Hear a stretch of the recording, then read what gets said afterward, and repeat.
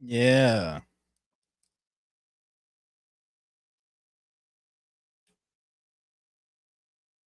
I can't hear you, brother. You went out. Muted. There you go. I, I s- was about to say you went out. I swear the technical issues on my end trying to run the thing, it's just been wonky It's a as lot, it bro. works. Yeah, it'll work Yeah. and then not work. But we're back. Banks versus Davis. As you can see, I'm not joined by Banks this episode. Nah. Last night It's we the did V. Yep, it's the V in Banks versus Davis. Yeah. But just in case y'all missed it, last night Banks and I did the John Cena retirement match commentary track. We covered the whole Saturday night's main event card, which was a lot without being a lot. So check that episode out. But I'm joined this episode by Van, our East Coast correspondent, representing the Black Bear. Snowing hard as shit. Yeah, man. What's up, man? Happy to be on. I was just on your guys' show talking about the comic movies this year, and I kind of wanted to do this college football preview episode. I was either going to do it solo because this year I got really back into college football. Right. In terms of the grand look of it all, the past 2 years, I really just cared about the Deion Sanders in Colorado aspect of it. That's fair. But getting back into the bigger picture, I'm like, you know what? Let me do an episode, especially the way the playoffs turned out. Yeah. With the reveal last week, I was like, okay, now I caused a lot of conversations. With great anger and furious vengeance, it was just like I can't take it anymore. I gotta let it know. But I see you are also one. Even though I feel like do New Yorkers really care about college football like that? Not really, bro. Like, because a lot of our schools have either shitty football teams or don't have them at all. So it's like exactly. Like I went to St. John's. There's no football team at St. John's, bro. That's my point. Is like since it's so city oriented, you basically would have to root like for Syracuse or UConn, right? You'd have to kind of root for the neighboring. Exactly. And school, Syracuse is so far. States. Syracuse so far, it might as well be another state. So it's like it's hard to have an attachment to it. I feel that's the thing that kind of I don't overlook, but yeah, the fact that like upstate New York to a lot of people really is like, yeah, you might as well consider that part of like New Hampshire and it's fucking Montana up there, bro. It's not as bad as Montana, like, and then you go to Suffolk and it's basically Tennessee. So it's not like how NorCal you get to a point where like, or you might as well just group this in with Oregon and all that, or the way much when it starts to border Nevada. Like, what is this? Like, I always try to think like, is Lake Tahoe technically California or is it Nevada? It's just so much on the borderline. Yeah. But I think we're on the same age. I turned 30 this year, and you're what, mid 30s? Yeah. No, how old am I? 32. 32. As I say, so we kind of grew up in the era where college football was really making that shift from the old school classic coaches of the 80s and 90s to the new school and the BCS and like what really is a Heisman winner. I would say like the explosion of college football as far as like just marketing, video game, yeah, all that kind of stuff. And I think the problem with me falling off is the money aspect of it all, and not to be, I'm not as much as like a fuck, capitalism and all that, because the whole system is based off that. But when realignment was killing it, and then when there was just Clemson, Alabama, I'm like, I can't take this. I can't watch like the late 2010s. Yeah, I couldn't take it. I couldn't watch two schools that no one would go to, with the exception of under the table payments. I couldn't take it anymore. So like, I'm not a Shane Gillis fan, but when he pressed Nick Saban about paying the players, I respected him in that moment. There's like, and Nick Saban was like, we didn't do anything like that. We were a clean program. And Shane Gillis was like, whoa, okay, take it easy, bro. Because look at Dabo Swinney in Clemson now. He can't get anyone to come to a school to save his life. So what was he doing all those years, huh? But the thing with Dabo was so prideful. He doesn't want to hit that port. Yeah, he was saying no. But at the end of the day, he knows damn well they were leaving duffel bags and gym bags. Yeah. On these. But the only difference is that they were the only people that were able to do it at the time. Like not everybody can do it, Because I told my girls a few weeks ago, I'm like, if I were 18 right now playing football, I'm looking at schools in Texas, Georgia, or Florida. Not even California because the taxes. I'm looking at where like the women are, where the weather is good, and where they're going to pay me the most. Yeah, with the boosters, the alumni. Yeah. Again, I'm not going to go to Tuscaloosa. I'm not going to go to South Carolina or anything like that. Like, I'm not going to Spartanburg, South Carolina to play football, bro. Fuck that. Yeah, I mean, if Ohio State wasn't Ohio State, they would have trouble getting people to Columbus. Like, because what are you going to do? As Joakim Noah said, did you hear anyone ever want to go to Cleveland? Like, I don't know if you ever seen a video of like they showed like all the cars, all the players that play at Ohio State. It's like ridiculous, bro. These are kids. These are 18, 19-year-old kids, bro. Well, last night at the Heisman ceremony, they showed the Vanderbilt offensive line. And they all had the iced out chains, and that's the thing now. And you know these coaches are just like, God damn it! Like they tried to kill Terrell Pryor for getting free tattoos. Oh, and that was and I was even though I've never really been a full on Ohio State fanboy, I've respected players that they've had. But yeah, him, Boom Heron, those 3 other guys, they just like can we get some ink? Like, can we get inked up? Like, what's it gonna take? And they're like, yeah, what's that championship ring worth to you? Is it worth a full sleeve? Like exactly. That's when the NCAA used to have a vice grip and everybody kind of had to like follow the rules, but now it's like the Wild West, bro. And the smartest person to take down the NCAA was the writer of Blue Mountain State when they had that whole episode dedicated to the free money aspect. Like, you would actually have to claim that, and that means you would be entitled to pay players and to even distribute it in a certain way instead of just hoarding it for yourself. So that was the thing.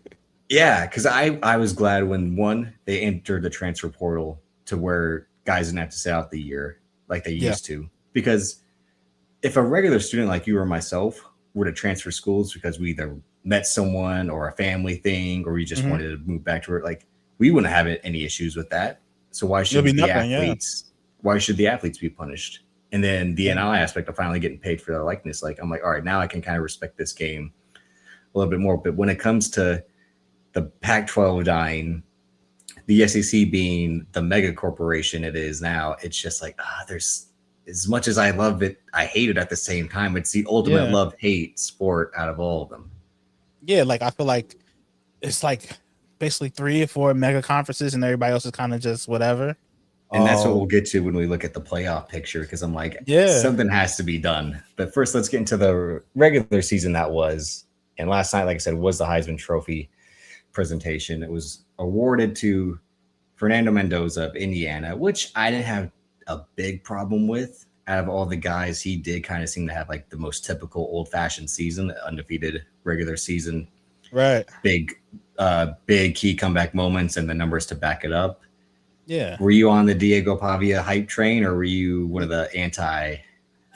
I'm not buying what he's selling. You know what I mean? Neither am I. I saw Johnny Manziel, and you're not Johnny Manziel, sir. Ends up to you being a backup within 5 years in the league if you're still in the league, you know? Yeah, I mean, he's going straight to the UFL. No NFL team is picking him.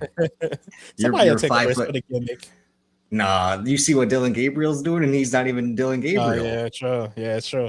Sure. Dylan Gabriel went to 3 different schools in the NCAA, not a JUCO and a smaller school. So, yeah, man. Because I'm gonna be honest, this is kind of like the thinnest Heisman race I've seen in my lifetime. Like, none of these guys really stand out to me, and it's like none of them jump off the board to me. But I'm not too big a fan of any of them. Jeremiah Love, I like to root for Notre Dame, so we'll get to the Notre Dame portion towards the end. But I do think Jeremiah Love, and kind of any other year, would have been a stronger contender. But the way this Notre Dame offense was, and his backup, Jerry Price, they also split a lot of carries too. I think that hurt him in the grand scheme, because last year, Ashton Genty finishing second, he had way better numbers. And it was kind of like, should he have been awarded over Travis Hunter playing both sides of the ball and having decent sized numbers? But I don't think the whole running back thing is played out, because Derrick Henry won. Mark Ingram is one, even though both those guys stole Stanford guys' Heisman's. Those belong to Christian McCaffrey and Toby Gerhart, those Heisman's. But again, that Alabama prejudice that we'll get to as well always wins out. But yeah, I agree. Like, this was a thin class, but I think it's harder to stand out because I think teams are trying to play smarter, because the regular season is much more difficult with the way the conference are and the strength of schedule. So we're not going to see Colt Brennan numbers anymore, or Case Keenum numbers anymore. And Julian Sayin, he just kind of was a Sam Bradford-esque type of guy. I think he just seemed like the offense built around him was just for him not to mess up. So Fernando Mendoza to win it all, like I said. And then he had a speech that I thought was, I don't want to say very rehearsed or very like polished, But he gives me. I tweeted this when they beat Ohio State in the Big Ten championship. I'm like, this guy is a Kirk Cousins clone. There's just the way he looks and plays. He carries so himself, much. all that. Yeah, I'm like, this guy's like, God willing, we're gonna get this win, and he's gonna make some big throws. You're like, holy shit, this guy might be the next one. And then he'll play better, and you're like, oh, I know what you are. You'll be hurt. Yeah, you're but a trickster. Yeah, it's too late by then. And it's just like with these guys, man. I feel like it's so much harder now because of the portal, because of NIL. I feel like there's a lot more depth on these teams now, especially these super good ones. So, they'll split. You be splitting touches with 3 different running backs, or teams that have 8 different receivers who are really good. So it's hard to stand out. Like even Genty's numbers were great last year, but like in the 2000s when we came up, like that was kind of like what happened, what great running backs did. Yeah, and they were low key kind of shading Julian Sane. We're like, Ryan Day, any one of your guys on the team could be up here at the Heisman ceremony. I'm like, whoa, like, hey, they have Jeremiah Smith and Caleb Downs and Cardinal Taylor. Like, hey, just because you picked the quarterback, don't throw shade at the guy. He's standing right here. But disrespectful. Yeah, but I don't think it's like, oh, the Heisman's trash again, or it's how like the MVP is in the NBA. Where like, oh, instead of trying to give it to the same guy, they want to give it to a new. Like, I think it is just a tougher way to figure it out because, like you said, the way the backups are, and also the transferring aspect of like, I didn't know that Fernando Mendoza had been to Cal. The previous season, so for him to go and just kill it out in the end, it's kind of being an indictment of both programs. It shows that Cal kind of wasted what they had, but also like maybe Kurt Signetti really is that guy because he was the one who seemed more pumped about getting the Heisman winner because now he can add that to his resume. Like, come to Indiana again. Like, why am I going to go play for you at Indiana? Well, I got the Heisman Trophy winner, and I took this basketball school to 2 playoff tournaments. So like they did so well that he was like, man, Penn State job, nah, I don't really need it. I mean, the way he talks is just typical. Like, I wake up in the morning, I piss excellence from Ricky Bobby. He just has like that attitude for a guy who was like Nick Saban's wide receiver coach.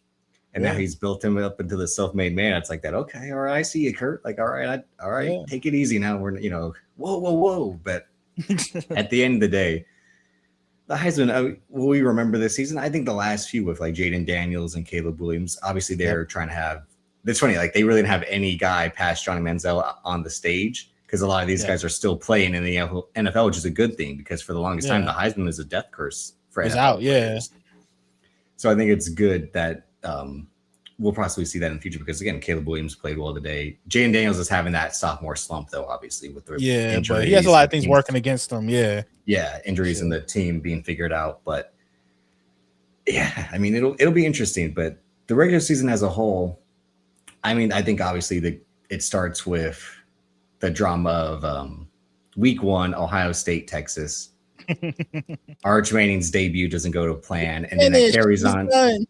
I'm not an Arch Manning hater, but I only defend Arch Manning in the sense of I think he sat way too long. Yeah, I think he needed to be playing. You can't be 18 and 19 and sitting on the bench 90% of the time. You need those reps. Otherwise, you're going to fall behind. Quinn Ewers to step earlier. Yep, to dip last year. Or he should have transferred, or he just should have transferred last year. Once he found out Quinn Ewers was staying, he should be like, all right, then I'm out of here. You could have went right to Tennessee and started, or anywhere, honestly. Like, Arch Manning, you could have started anywhere in the, especially in the South. But he does have something to his game. He has that Eli Manning dipshit luck where he's able to pull out these big moments and like, how the fuck he makes it? Because he does got an arm. Like, he's able to drop these balls in the bucket. But he also has that Eli Manning, like, oh, I threw that dumbass pick. What the hell? He's like his uncles with legs. Like, you know what I mean? He move around. It's like if you took Eli Manning and 75% of Josh Allen, that would be Arch Manning. Because when he runs, you're like, well, I see why he can't play receiver. He doesn't really seem coordinated to do it the whole game. But for these moments, he seems like an athletic freak. Yeah, and bursts, But it didn't help that he had like 4 commercials, and every story about Texas was how good is he playing, even though a lot of the number padding was like, look at his numbers. It's the very safe type of numbers, but he's getting the job done. And I'm like, well, he's doing a lot of the swing screen passes and bubble screens. And I think Sarkisian was scared to like let him loose and it was trying to play all that safe football that I think hurt him in the end. So, and then also like even with the video game, like him withholding his name till he got more money stuff to be in the game, it just left a bad taste in people's maybe mouth. It was the anti-Madden curse. Like, you should have been in it. Yeah, exactly. You put a target on your back, not being in the game. So yeah. And I'm trying to think what else happened in the regular season. What of note happened in the regular season in your eyes besides I'd say all the coaches being fired within the same 4 to 5 week span? Yeah, and just the power of the media is kind of what made me notice. Like, it's crazy how these narratives start and they just become bigger and bigger things. Like, we'll talk about the firings later, but like even like LSU, like how that just snowballed into like something major that got him out of there. Because I don't think that team was terrible at all, but obviously Brian Kelly had to go. So the two things that are on the docket in terms of the firings of coaches, or not risk, one's a firing, one's a abandonment is the link if it's wrong. Everything. But I think what happened with James Franklin, Billy Napier, and Brian Kelly in particular was those losses in succession just forced teams to like, okay, this is a bad look for the future. Yeah. But it also at the same time, it seemed like those guys wanted out. I feel like college is a lot easier for coaches to quit than it is for the NFL or the NBA. Sure. Because you can, like when James Franklin was standing on the sideline, standing in the middle of the field after every loss, like I'm like this could be it. One, you're a self-righteous asshole the way you carry yourself. Like I'm trying to ore farm, as the kids would say. Yeah. And I'm like, he's like, oh, I'm the guy who's bringing back Penn State. Like it's Penn State. It had one coach for 45 years. Something happened. They had Bill O'Brien for a year, and then he dipped.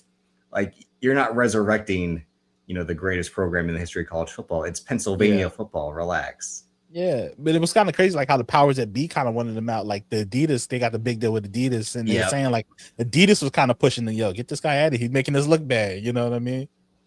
And I think he also this will kind of leads to the Notre Dame thing. But like when he was trying to sun Marcus Freeman in the playoffs last year, he was talking big shit.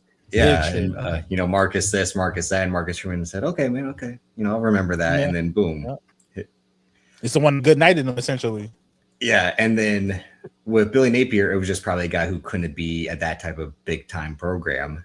Yeah, I feel like he was a little too hot for him. It was a little too much for him. It was David Moyes to United. Like you haven't been in a situation this big. Not Sir Alex. Yeah.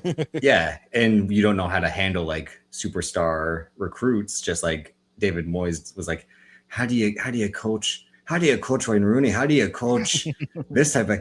Let me bring in Leighton Baines and Marlon Fellaini because those are guys I know. Fellaini. Two guys who speak my language. Let's not try to get Angel Di Maria or Alexis Sanchez. Let's not get guys like that. They're far too ahead of my learning curve. And the Brian Kelly thing. This guy had a great video of like Brian Kelly basically is like the most terrible football person to exist in college football because of the stuff at Central Michigan and then Cincinnati and then Notre Dame.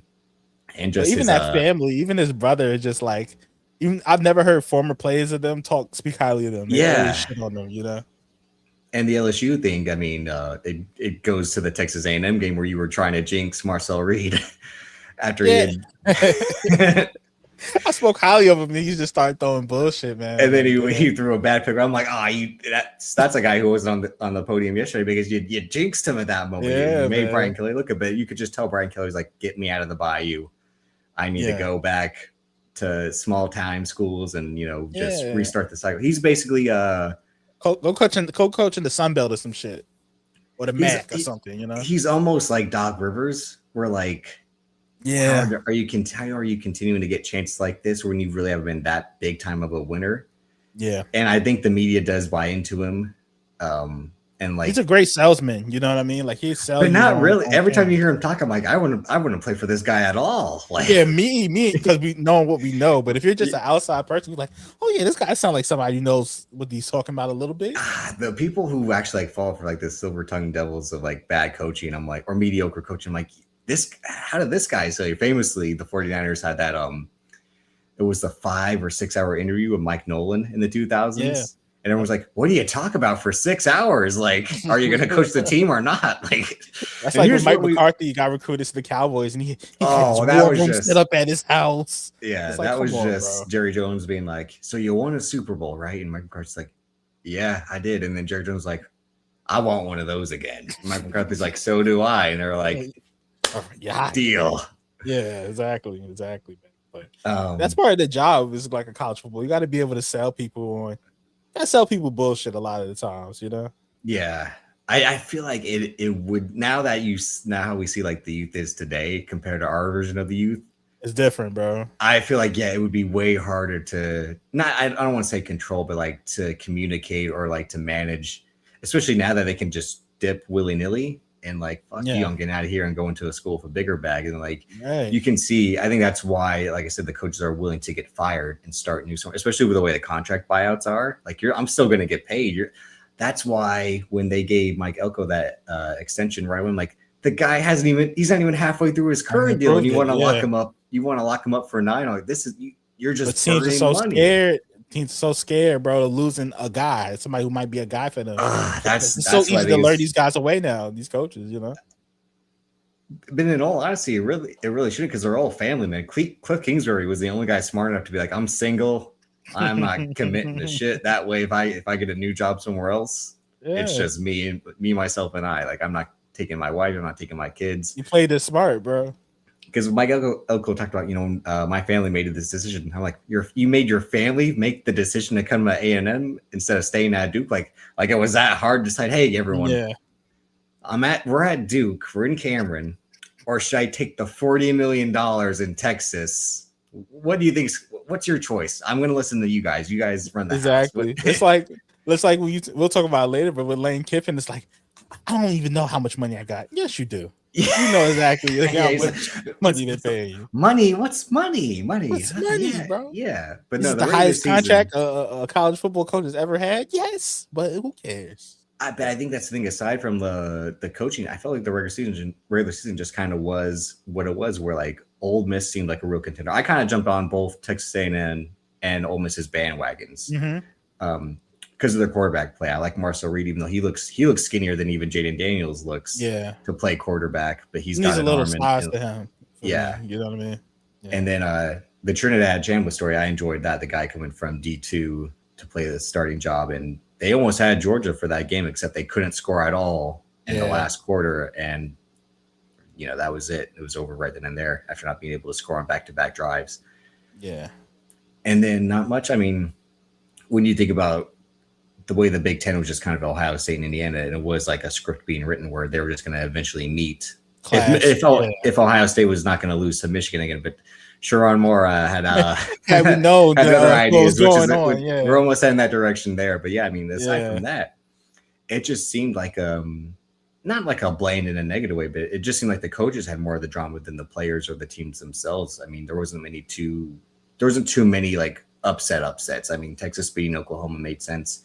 Yeah. I guess Florida beating Alabama that first week was the one to like fuck things up, and that leads into the playoffs and that aspect of it all. But overall, the regular season kind of just set up the new season in particular. Yeah, a lot of the storylines from the season were internal stuff, like you said. Like, it's more so like teams beefing with the programs, which is hilarious. You know what I mean? But just because the fan bases were like, enough is enough. Like, get this guy out of here. And everyone's saying like, well, the fans should dictate that much. Well, I'm like, it's crazy that you think they actually have to in LSU, because the governor runs the coaching search. So like, you has to listen to the fans.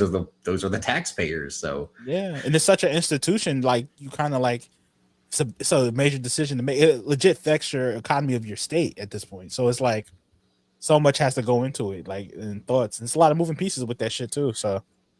Yeah, man. Okay, so that leads us to LSU, Lane Kiffin, and Sherrone Moore. So Lane Kiffin, for guys of our age, he's been a controversial figure just because he was the head coach of the Raiders for a season and a quarter. Yeah. And did you watch the E60 about him? I did. Yeah, so I honestly don't remember growing up in the Bay at that time, because I'm not a Raiders fan, but I don't remember the Al Davis PowerPoint presentation about this guy's a snake, this guy's a liar, Al Davis is one of the greatest owners in the history of sports, bro. Actually, he's not because he ran his team into the ground for. Yeah, but he's a walk and shoot promo waiting to happen. Yeah, he's like Jim Cornette. I was about to say he's the Jim Cornette of football. He did great things for the first 20 years, and then terrible things the last. Terrible, 20 years. Yeah, exactly. After Smoky Mountain, that was it. Yeah, yeah. But Al Davis, Al Davis should know. Don't trust this young 27-year-old guy. Like, what's what good could come of this? Or not even. But you know what? These franchises get so caught up on that. They get so caught up in the young guy that's coming in. He knows football, and they just always get invested and caught up in that way. But it was even funny how they're like, Sarkisian's going up. I'm just gonna go with him. Sarkisian really doesn't want to do the interview. I'll do most of the talking, and then next thing you know, I got the job. It's like, but it goes back to him at Fresno State, which I had no idea. He was actually trying to play college football. So when David Carr shows up, Lane Kiffin just quits. Like, I'm never gonna play. Damn it! Mad at him. Like, oh, Dad, can't believe it. Guess what happened? The freshman took the job. Like, what? Yeah. Stories all this time, brother. And I do remember the Tennessee run because that's when I was fully invested in college football at that time. Yeah. He was hyping up that season of like, we're gonna do some damage here. The Urban Meyer, like, hey, this Urban Meyer. This guy's a crook. I'm telling you guys right here, right now. He's a dirty guy, which he was not wrong about. In all fairness, he was a little early.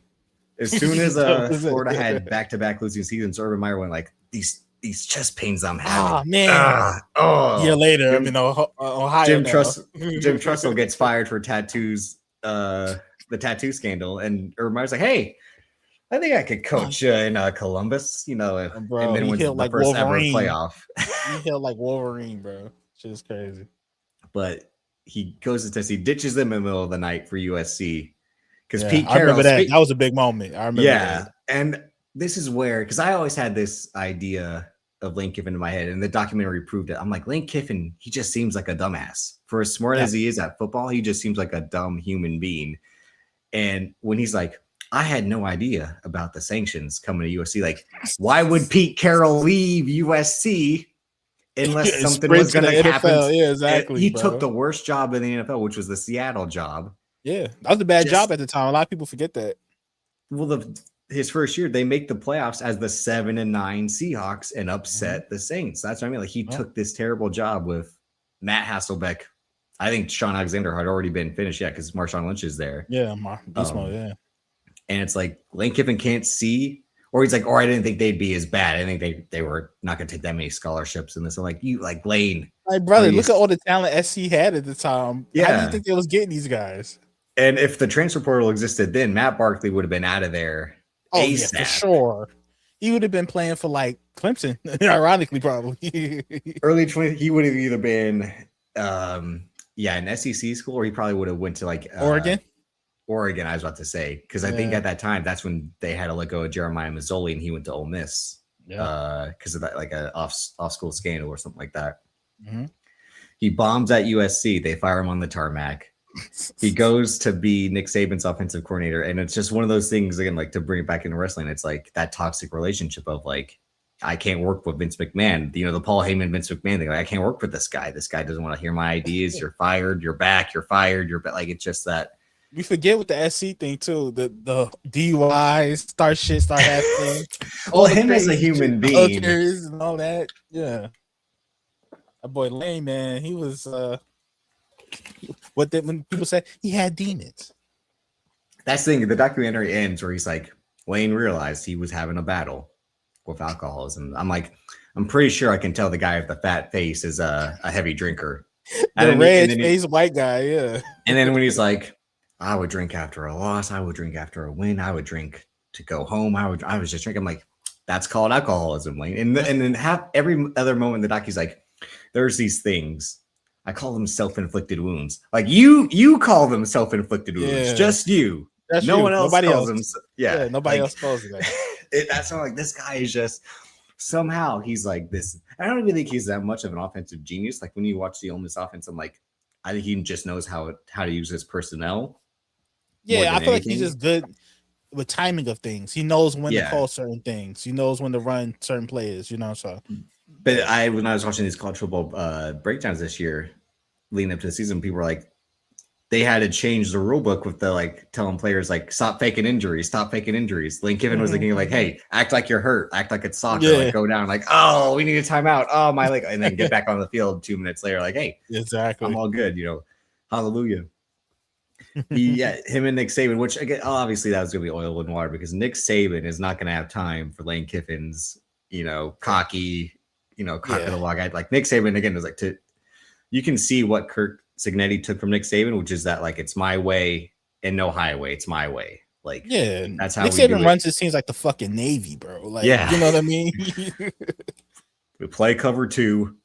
You don't bring cover 3, like all that type of stuff. Like no weird shit with Nick, And then he goes to Florida Atlantic to restart himself, and then takes the Ole Miss job. So this year, I'm like, well, let me kind of root for Ole Miss because I'm kind of like trying to turn the tide on Lane Kiffin, and then he does this LSU thing, and I'm like, I don't think they could really win the national title if Lane Kiffin had stayed. No, but I think they would have been crazy. You never know. Is at the end of the day, like because they were that close to beating Georgia, that gives you some hope. And it's the playoffs. All it takes is for a team to get hot at the right time. But you don't abandon your team, right? And I don't know if I was the AD, like would I let this guy coach the team just to leave? I think I would have because I don't want to mess up a good thing. In terms of like, we put a new coach in, and let's say we lose the first game, and everyone's like, you should have just let Lane coach. You should have just gave him what he wanted. Even though he's leaving, you just should let him coach the team. You had momentum with him. I'm like, I agree to something like that, but at the same time, maybe he did just want to leave and was using that as his cover. Yeah, but also it's detrimental to the kids that are there. Like, let's say they would have went on and won. A lot of those returning guys would have just been packing their bags to LSU right along with them. So it's like.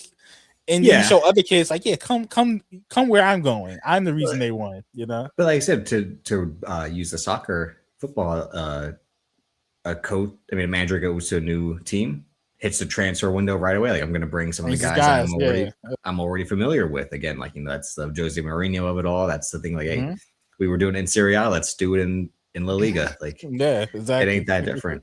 But I think it hurts more that it would be the same exact conference. In the same neighboring states, basically. What a rival, bro! Like you know what I mean? Like damn, like. But I think Lane, man.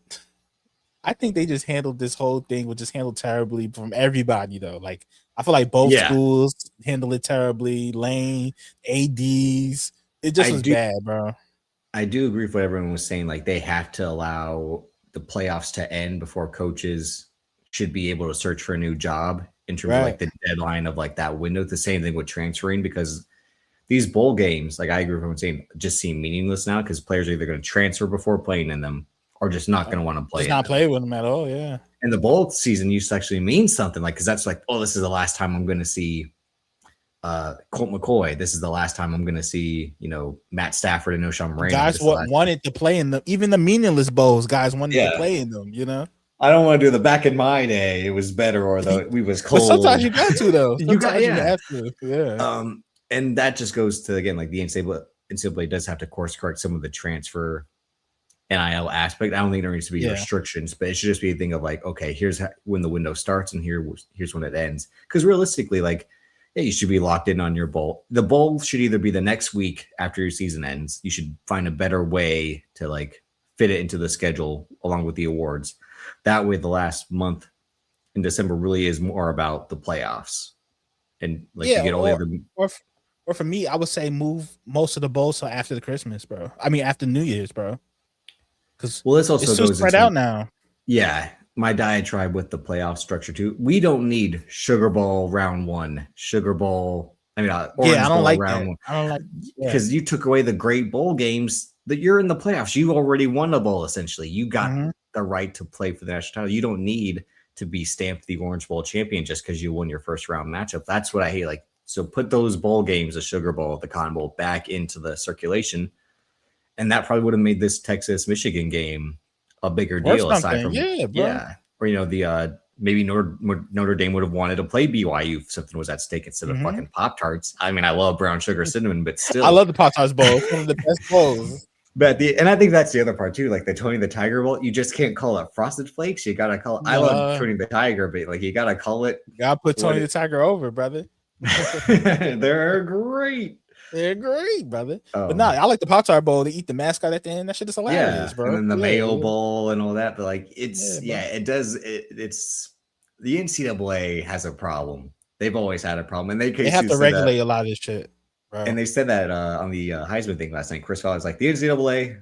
I mean, he said college football as a whole, it's never been perfect. And I'm like, I know what you're trying to say, that the outrage of the playoffs is kind of getting to this Yeah. telecast, and you don't want to say, because they had Jeremiah Love and Marcus Freeman on the telecast, and they weren't trying to say anything about like, you guys really feel like you should be in the playoffs, don't you?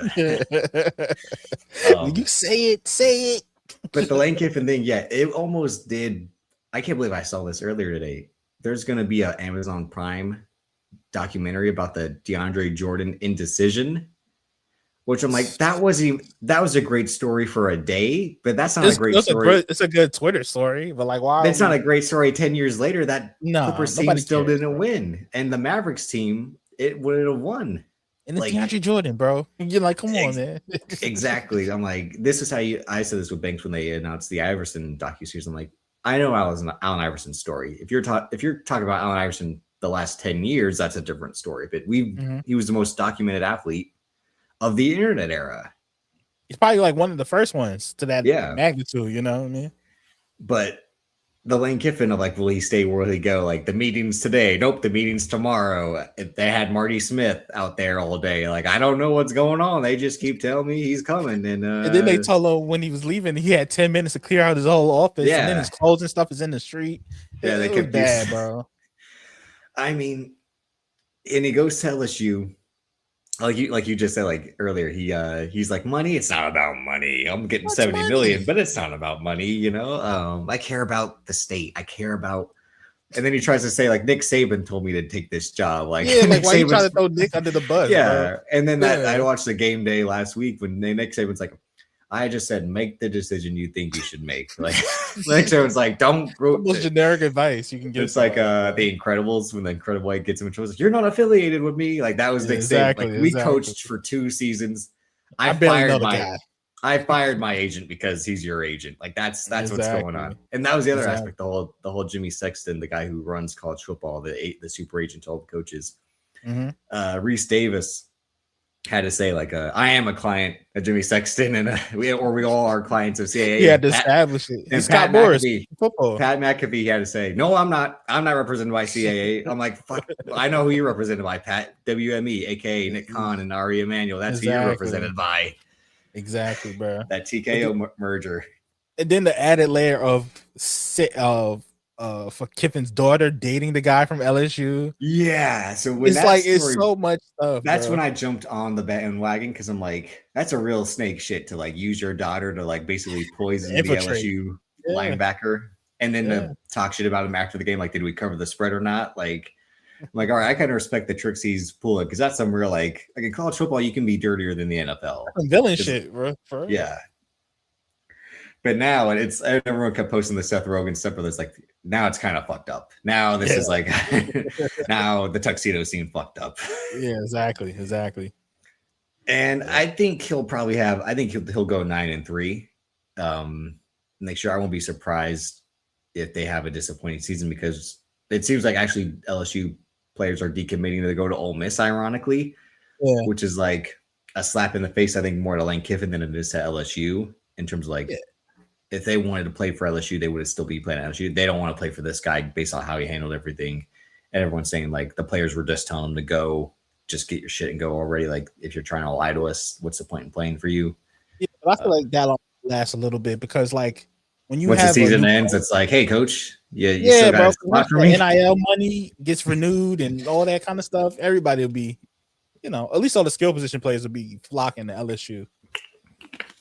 So I think that team, honestly, I don't think that team's far off from being great again. I don't think they were that bad this season, to be honest with you. I mean, what are the other times this has really happened in other sports? I guess it would be the Clippers with Doc Rivers when he left the Clippers to go straight to the Sixers, right? Yeah.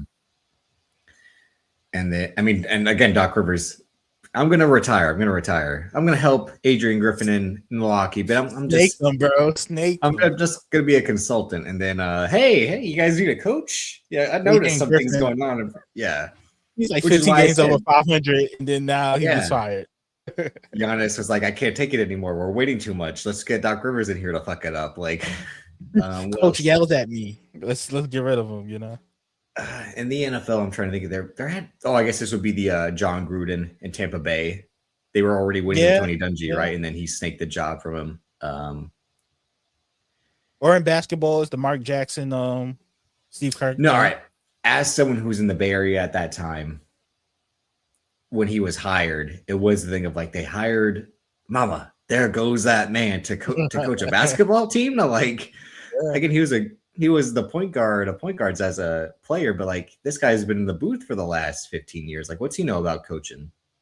But my thing is like how they did with the recording his messages and taking it to ownership and stuff. Like, yeah, but at the same time, he wasn't starting Draymond Green, and Steve Kerr got there. Was like, here's the best player on the team. It's Draymond Green. Let's put this guy on the floor. And Mark Jackson. And then there was the whole Bible study aspect. And as a as a non-religious person, I don't want to get into that aspect. But not in my locker room, all that kind of stuff.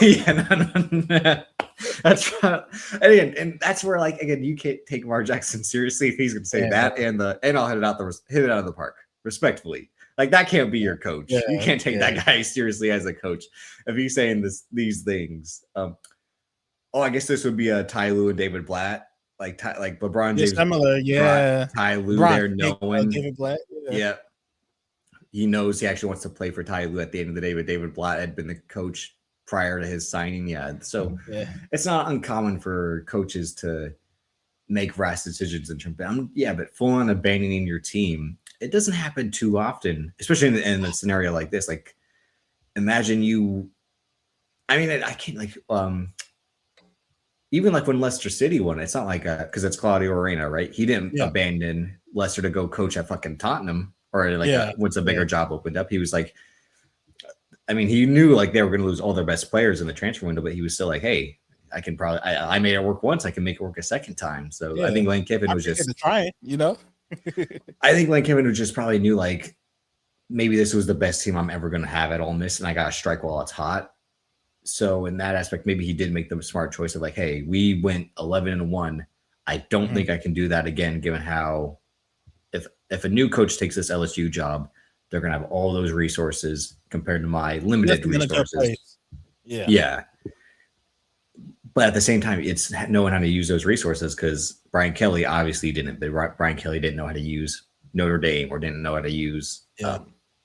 So at the end of the day, Lane Kiffin, it'll be the most interesting team to watch just in terms of like every snap, every down, every offseason thing. It's like, hey, let's not forget the position you could have been in. Yeah. And then week 3 of next season. Yep. That's going to be the biggest game. You coming in like Stina? One night stand Cena? He was when he came back to Tennessee. He was like they were throwing stuff at me, but I understand, But he was like, it's 10 years ago, but I understand, I can't hate him for that. Yeah. But yeah, they were, I can understand it. But that segues into the other part of it. So I had mentioned the Pete Carroll abandoning ship. Jim Harbaugh, my guy, wins the national title at Michigan. Says, I did what I need to do. The job's done. Time for me to get out of here. Go back to the NFL. Time to get this money. I was only in Michigan to win a national title.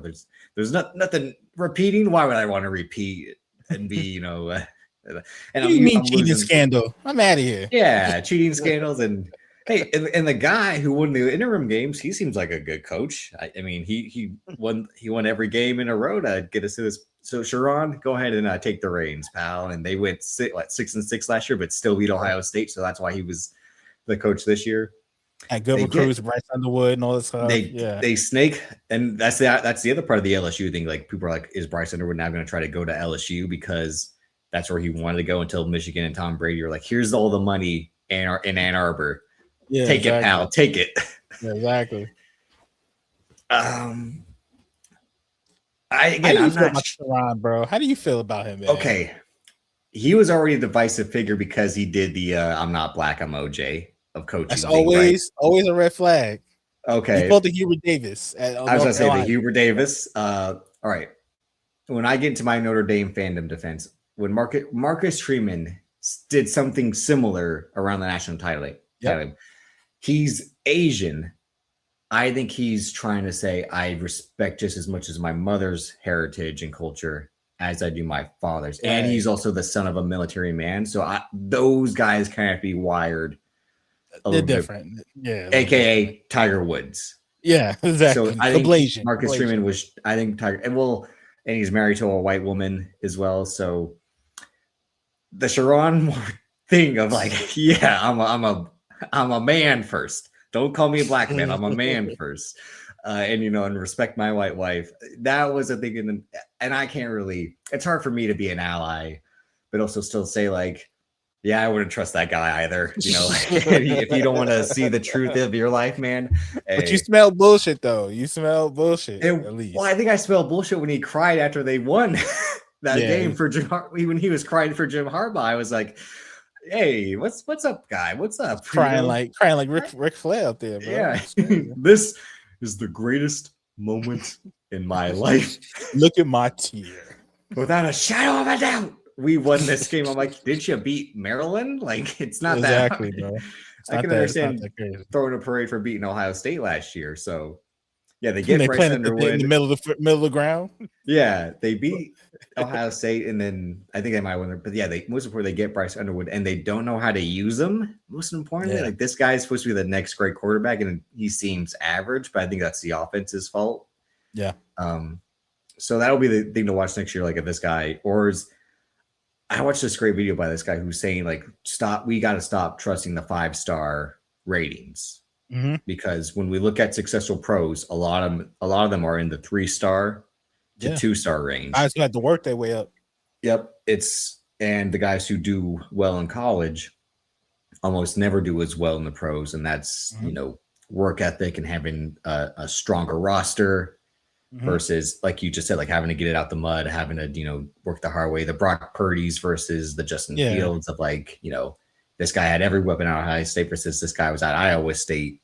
Who'd he play with? Who'd he play for? I'm like, huh? Like exactly.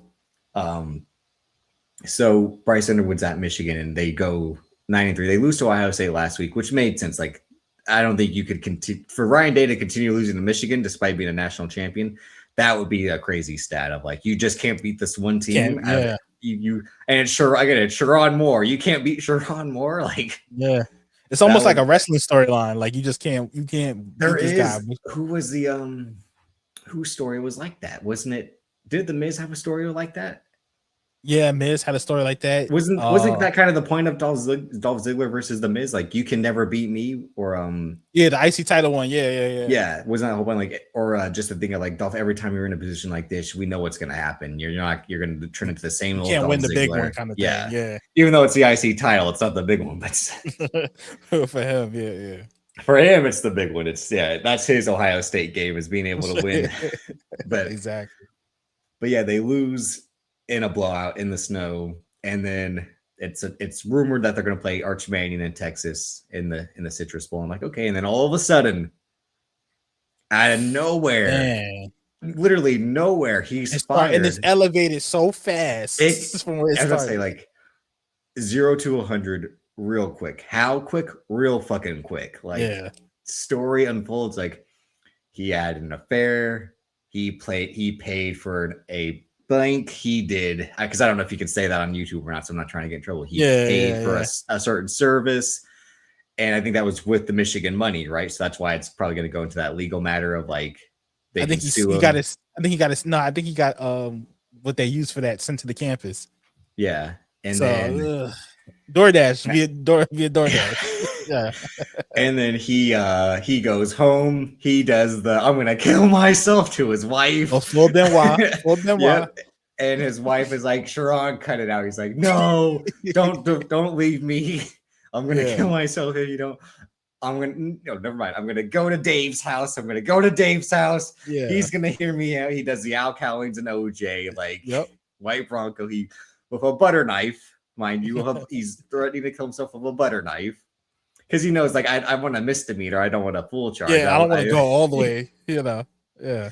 And he's got it by knife point and breaking and entering. It's a whole. It's Austin Pillman with a gun. It's For It's sure. It's crazy. all of that. It's all of Yeah, that, Triple H breaking into Randy Orton's house. It's all those home invasion storylines that we grew up watching, and they take him into custody, and then they show him. Someone that the best tweet was they had him in that cell with the zoom camera, like he was the Winter Soldier in Civil War. Like that was the best tweet I saw. He's like, I agree because like, what's this guy gonna do? Like it's he's Sharon Moore. bro. He's Sharon Moore, bro. He tweaked out. Yeah, like come on, man.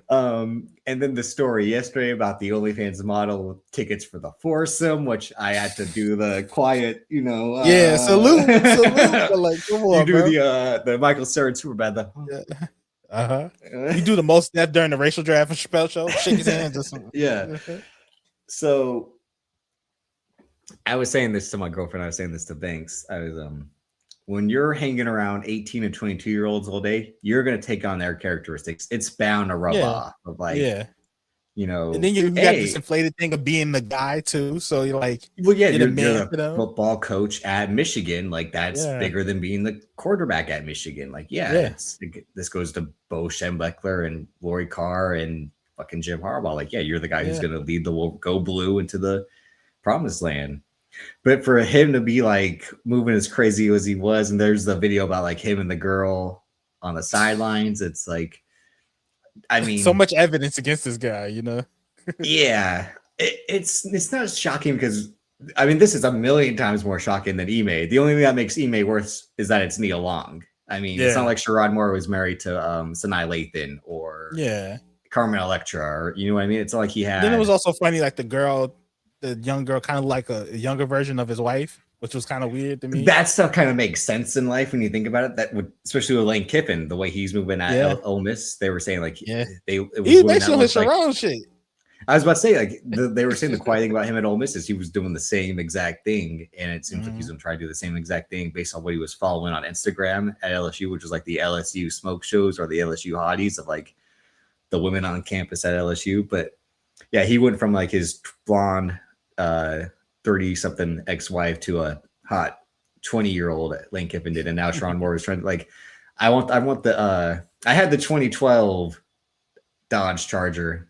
I want the 2022 Dodge Charger now. I want the one that's, I know we stopped making them, but like I want the last one that was updated. I want the one with CarPlay. Yeah. Yeah. But again, you're gonna be hanging around these young guys, it's bound to rub off, and like, hey, what's that girl over there? Can you help out, give me something, help out with that, and like I said, and always after the Bobby Paterno thing, we can't trust a woman graduate assistant. I don't want to woman shame or say, make it male only, because women need jobs in football too. But like, damn 99% of the time they're fucking like, especially with the rapid ascension she had from going from making 55 to 90,000. It's just like you made it hot on yourself, bro. You told on yourself. It's, and I don't even think it's that like, oh, he was begging to get high. I think he just literally that like, again, I'm the guy in Michigan. No one's gonna tell on me until all of a that sudden, ego of it all, probably. Yeah. Pride comes before the fall. But to be moving that crazy, and I bet there's probably gonna be more stories coming out. Oh, absolutely, bro. Especially if he's moving like that with the OnlyFans model. There has to be like, what do you think's the worst? Because at least these aren't like harassment or worse allegation. It just seems like he was a nasty man. He was a freaky guy like Zion, like that seems like people. The Zion hate is just because the woman he chose, but at the end of the day, it's like, if I'm a 23-year-old guy like Zion Williamson, I would try to use my status to something, like I feel like the Zion stuff is more just because he's not good. Because if he was good, I don't think anybody would care. Well, it's not that he's not good. It's like he can never play to show how good he is. It's more than anything. But when Jimmy Garoppolo was up here and me, I'm like, that's exactly what I would do if I was fucking. He was saluted. We saluted him for this. I'm like, if we're all in the same position, we know who you're calling up, Angela White. Hey, what are you doing? Like, what are you doing? Like, for sure, bro. But it's just the fact that he went to the millionth level of crashing out, which I mean, historic crash. He had the craziest 24 hours. That didn't involve like actual violence or anything. It was the most PG version of crashing out, but like he had the 3 stored finishers of like finisher. It was just, he was taking it to the extreme. Plus, think about it like this, man. For 24 hours, losing your job, your wife, your side chick, and now your freedom in 24 hours is like historic, Yeah. bro. It's crazy. And now, if you're a guy, do you think like he ever has any redeeming factors for football? Like, I mean, let's not forget Sharon. He's a hell of an O-line coach. Okay, like at the end of the day, He'll go to a JUCO for about 2-3 years, mid-major a few years after that, and he'll be coaching a P5 and within 10 years. You know. Yeah, but Michigan now is and there was already the talks of like now Brian Kelly's going to drive up to Ann Arbor and say, "Hey guys, I heard you need a coach." Like, yeah, and he might get way. he might get a look. He might get a look, bro. You know, I don't think it's a nasty carousel in this college coaching. Yeah. They just pass around the same people. You know. Well, before we go off topic, the way they were saying is that Lane Kiffin secretly wants the Alabama job, which I'm like, why would you want to follow in? Unless you actually like wants to like piss on Nick Saban's legacy. Yeah. Like, watch me do the same fucking shit. It's not hard to win a national title at Alabama. Nick, watch me do it too. Because they're saying he was potentially kind of waiting out to see if Alabama would fire their coach, Caleb DeBauer. Yeah. And look his way. Because the other aspect was the Florida job. He was just telling Florida he was playing with Florida. Florida was a girl throwing themselves at him, and he was like, I'm good. I'm cool, bro. Florida's a bad bitch too. Like, what are you doing, man? Like, again, like this is the swamp. This is all the the resources they have. Again, South Florida, like all the recruits you can get there. He's like, no. I'm thinking bigger. Bigger, bigger. Yeah. Like she's she's nothing to me. No, this whole no. But yeah, so Florida's like him going after the Bama one though. I think the Bama one when it's available. Yeah, because I think I just think more so is the power that he's seen Saban have. You know what I mean? Is that's gonna attract you? You know what I mean? So literally in that E60, he said, "I didn't want to be John Elway when I was growing up. I wanted to be Tom Landry." I'm like, what kid would say I want to be the coach? Psychopath. I want to be the coach instead of the player. Like when I was like, oh, I want to be Mike Vick. I want to be Peyton Manning. I want to be Tony Dungy. Like that's who I'm like. I never wanted to be Phil Jackson. I wanted to be Michael Jordan. I mean, I would want to be Pat Riley. Yeah. I don't want to be. That's different. That's Pat. I don't want to be. I don't want to be Tex Winter. I don't want to be. Bro. Stan Van Gundy or Jeff Van Gundy. Like what the? I don't want to be Joe Torre. I want to be Derek Jeter. You know? Yeah. Exactly. Like, yeah. So that's how you know we were dealing with a different breed. That's when and obviously being the son of a coach helped fuel that. Yeah. But these two guys, like I said, they were the rated RKO of coaching this year. They were just the brothers of destruction of college football. And I think they were worse than brothers of destruction because, like I said, I mean, the way Lynn Kiffin was moving is way harder than the Undertaker Kane was moving. Sharon Moore was, like Edge rolled into one. If he has a sex tape come out, then oh my god, we're even more screwed. If that's probably the next domino to drop. The funniest thing is so I listen to this podcast called The Sports Gossip Show. You should definitely check it out. And all the reports of the yoga studio he went to in Oxford, Mississippi, of people just hating fucking Lane's guts have been hilarious, bro. Yeah, every story where he goes, it just seems like he rubs people the wrong way every stop he goes, which that's not hard to believe based on how he looks and how he acts. And this is why it was so funny when Daniel Tosh made fun of him all those years ago, because he was a dead ringer for him. He was ahead of the time. He was ahead when he did the Crimson Kiffin corner. Yeah. And Daniel Tosh being a Gators fan, he was probably like, "Oh, don't fucking hire this guy. This guy's I know Lane Kiffin. I am Lane Kiffin. I know Lane Kiffin. Like, don't." His worst nightmare almost came true. Yeah. Yeah. But yeah, the way that people are like, "Oh, Lane's such a dick," and it's that thing of like, can he coach football? Yeah, but I don't want him around. He has that. Yeah. It's almost unlike the Jose Mourinho thing of like, is it worth it? Is the headache going to be worth it when you know what he's going to say to the media, when you know he's going to want to get rid of the two key players? Yeah. And when you know when the team into his tactics, shit starts going bad, it gets exaggerated because of how crazy he is. You know what I mean?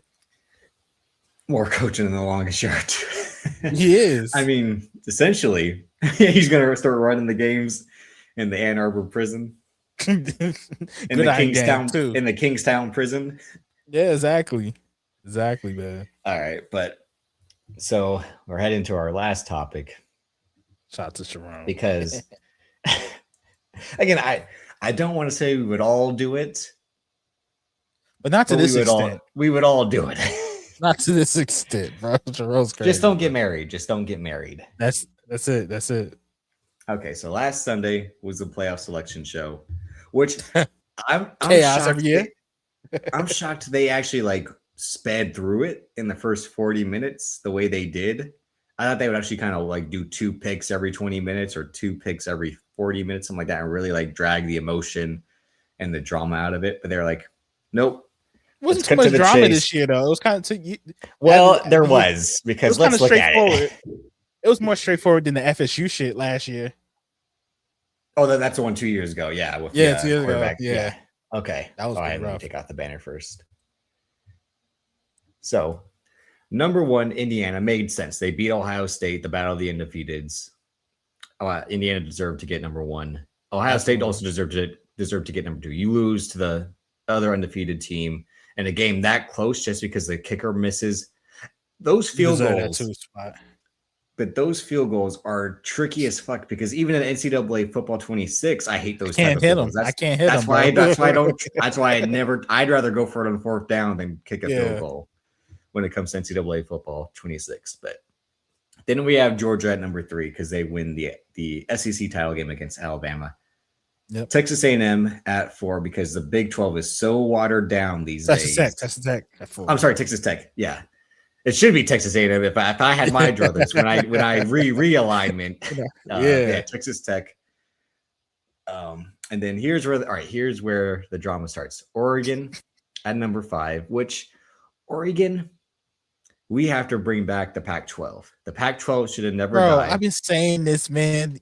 I miss the Pac-12 being a legitimate conference, bro. We'll do a part 2, if not next week, in a few weeks, where I showcase how we should remake the divisions in the conferences. Yeah, I'll definitely be down for that, man. Because the Big 10 is basically the Big 17 or the Big 18. The Big 12 is almost the same exact thing. The SEC has schools that should be in it, but the worst part is the ACC has Stanford, and California, Berkeley in the Atlantic coast. I that's where I get really like pisses me off, brother. Pisses me off. I'm like, this doesn't make sense. This is why our education system's in the shitter, because Gulf of America exists, and you're telling kids California plays in the Atlantic Coast Conference when the Pacific Ocean is exactly. That's why we have dumb kids these days. Like, it's ridiculous. So Oregon at number 5 because they didn't face Ohio State. They faced Indiana and lost to them. So they don't get penalized for not facing Ohio State. And then number 6, Ole Miss. They didn't get punished for Lane Kiffin ditching them, which they shouldn't. Again, your coach leaving you, you're still going to be a good team.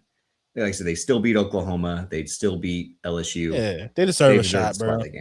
Yeah. But since the SEC is so watered down, they never faced Alabama, and they didn't face Texas or Texas A&M because Texas A&M is 7. And my dream matchup was these 2 teams I've got on the bandwagon for, which was Ole Miss and A&M. So there's a small chance of it happening based off the way this bracket is. Yeah.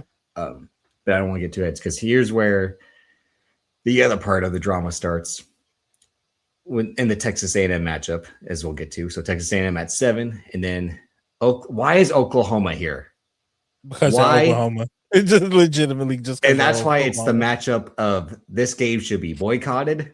This game, this is how you know corruption is real. Oklahoma at 8, Alabama at 9, and Bama, that's like abolish the whole system. That's what we need to do at this point because Alabama finishes 7-1, Oklahoma finishes 6-2, and don't forget Oklahoma lost to Texas, who just barely missed out because they couldn't beat DJ Lagway.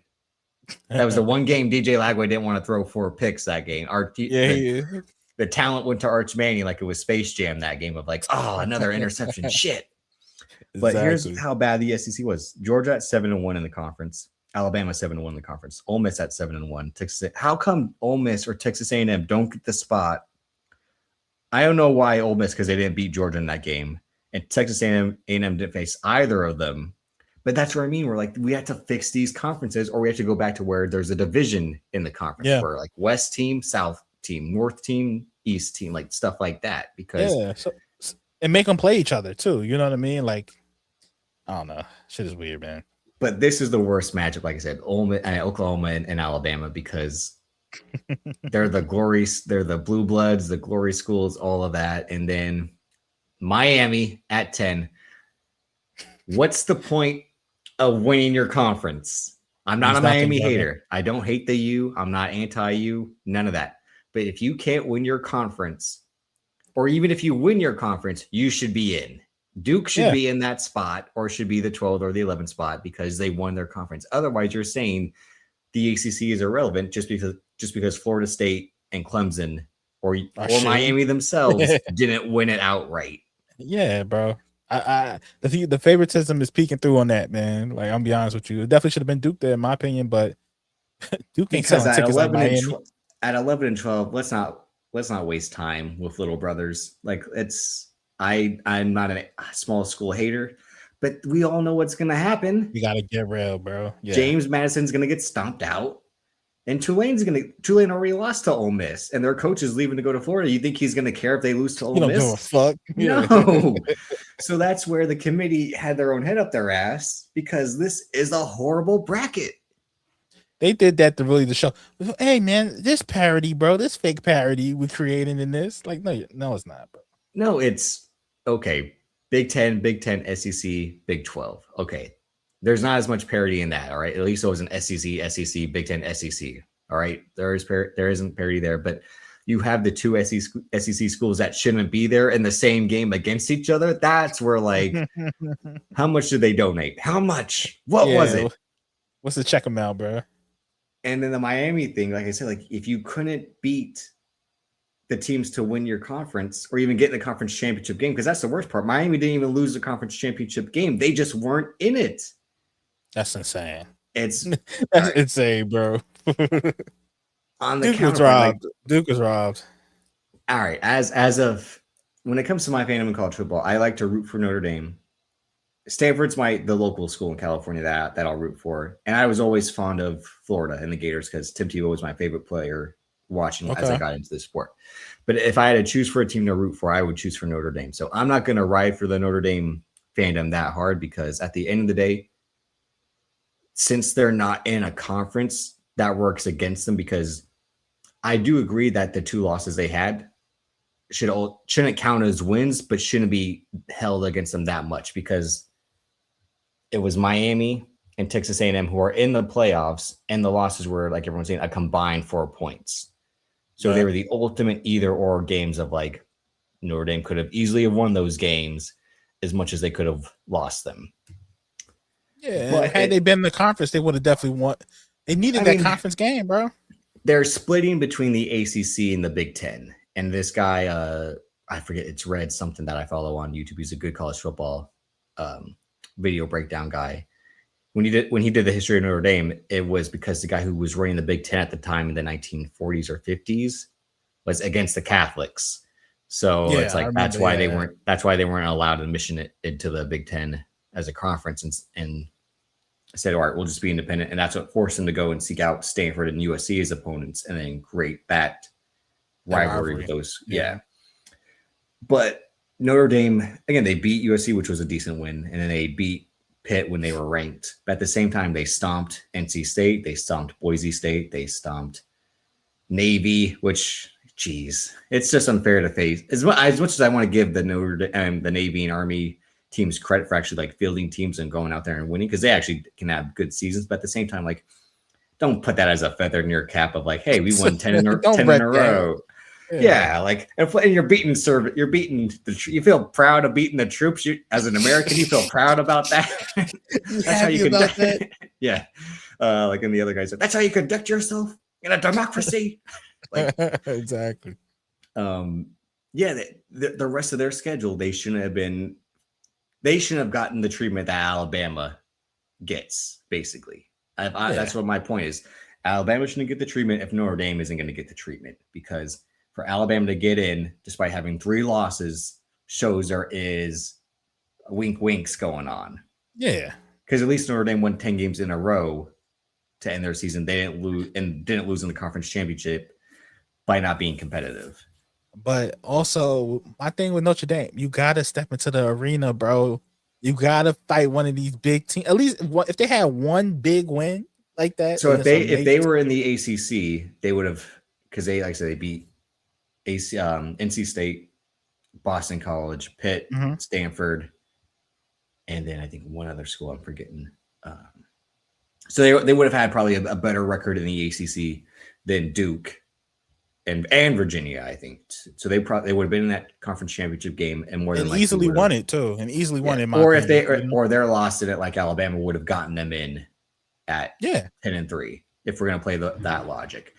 Yeah, but and here's where again I like to be even sided, even with my favorites. You can't then turn down your bowl game on some pouty shit of like, we didn't get into the playoffs, we're not even going to play in your bowl game as a consolation prize because we feel fucked over. I'm like, no, that's not how the game was played. Like, you can't take it back to football. It's like the Vinicius Jr. when he didn't win the Ballon d'Or. It's like, you can't do that, bro. You still got to show up. And it's funny that they were supposed to face BYU in the battle of Catholics versus the Mormons.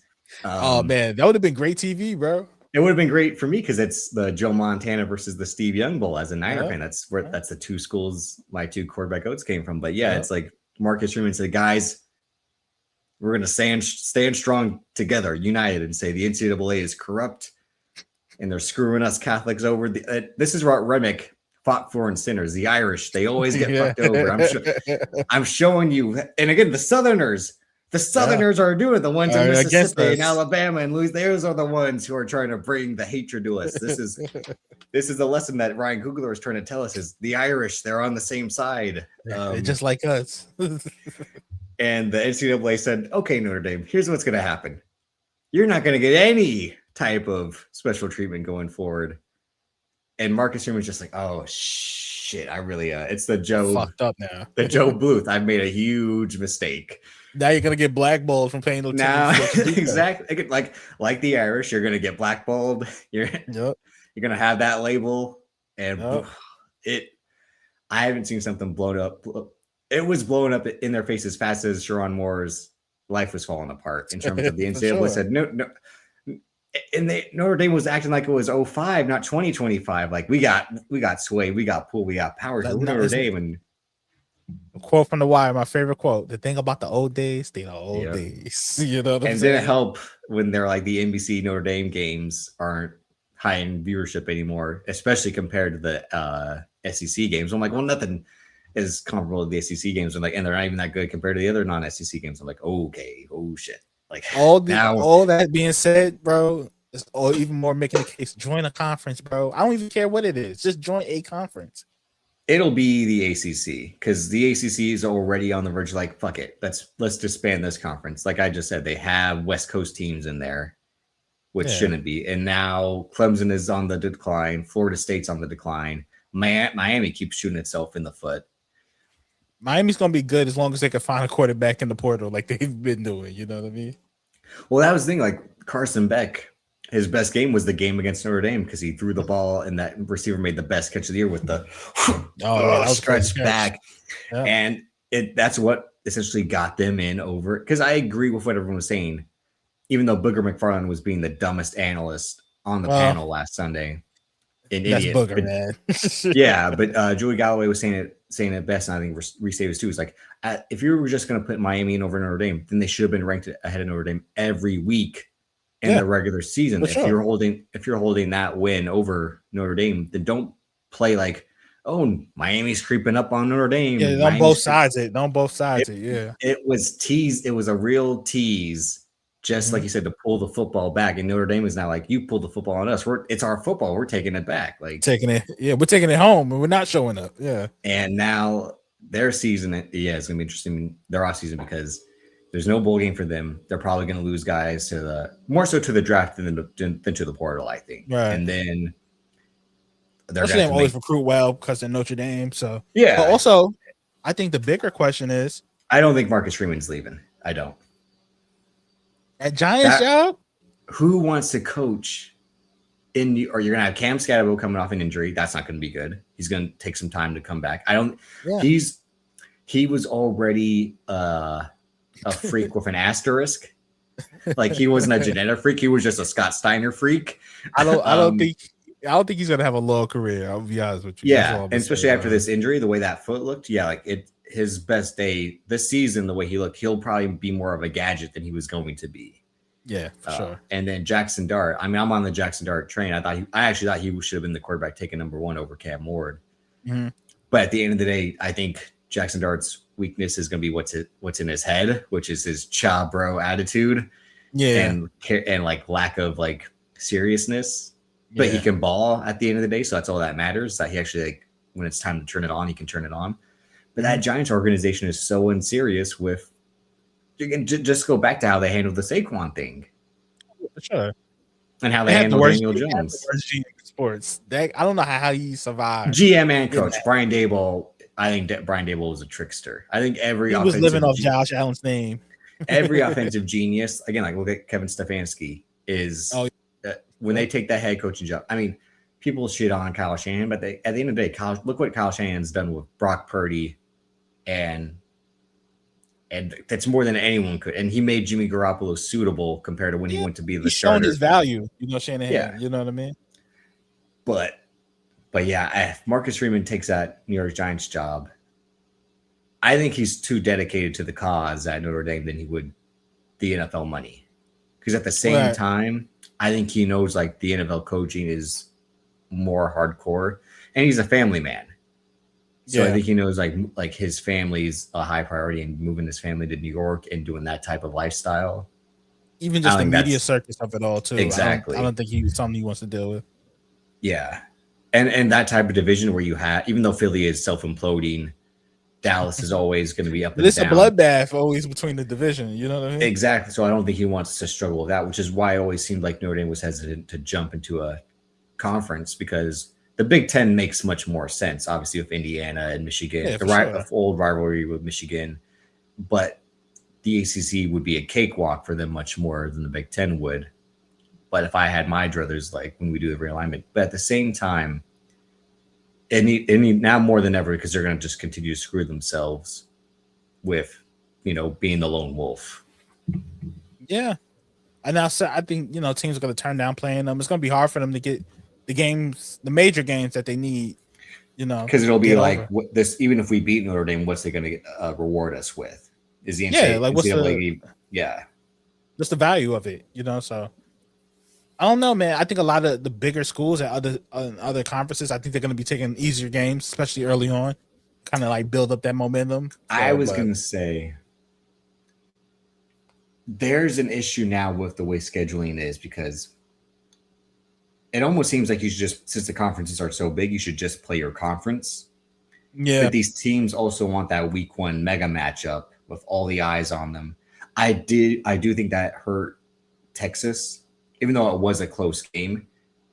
But had they beaten Ohio State, it obviously would have been much more in their favor than the loss to Florida was. So what really screwed them was losing to Florida, because they then lost to Georgia. But everyone's like, well, this Georgia team's just obviously better than Texas. But that Ohio State week 1 game was close, and it was just Arch Manning making the wrong throw at the wrong time, and it was game over after that. But honestly, if they didn't have a coach like Sarkisian, that could have really derailed them. You know what I mean? Exactly. Losing the game like that. But it seems like they either want to have the mega matchup in week 1 and then the tune-up game in week 2, and then conference play starts. And then if you have a rivalry with a non-conference member, you play that game. Yeah. It almost seems like if this alignment is going to stay as is, maybe they should do a draw like Champions League. I wouldn't be mad at that. Let's say they took again a team from each Power 4 conference, and then you add the smaller schools in to give them a competitive boost, and then that you build your schedule with a draw that way and do it. You had like the 4 key games like Ole Miss, Mississippi State, Texas A&M, stuff like that. You have the rivalries or the trophy rivalry games matched up, but the rest of your schedule is by group draw, stuff like that. I wouldn't be mad at that. Well, you have to play a certain amount of teams in whatever conference it is. In your group, in that year's group. Yeah. This year your group consists, like, so for instance, like this year's like group the NFL schedule. Like, all right, this year you guys are playing the AFC East and the NFC West, Yeah. Because with the playoffs right now, they're obviously going to expand them. That's what this Notre Dame thing is showing them, is that it's, and they already want to expand to 16 teams. They're just now using this Notre Dame thing as an excuse to add more teams, because they also want to put Texas in and Michigan in based off the way those teams finished at 9-3, and they probably would wanted to put BYU in since they have a big booster foundation. But at that point, you might as well just open it up like the basketball tournament. I would say it is going to be March Madness at some point, where every team, if you're over 8-4, you're going to get in. Yeah, just make it 32 teams and let them fuck it and duke it out. You know. Yeah, and I don't want to see 16 teams. I think should be fair, because for the 4 teams to get a bye, like I said, are because they won their conference. But how come the Duke team didn't get in? If exactly, it's supposed to be a reward. And if you're going to let, and even had they got in, they wouldn't have got that. Yeah, yeah. And if you're going to let Tulane and James Madison get in, how come the MAC champion doesn't get in? How come the other conference champions don't get Sun Belt or whatever, yeah, just because they were the ones that were actually ranked. But still, if you want to reward little brother at the same time, then do what March Madness does and let Patriot League champion in. Yeah. You know, all those champions in. It's too much of a mess to figure out. Yeah, it's difficult, bro. But at the same time, I do think they know, like, it's better than the 4-team playoff.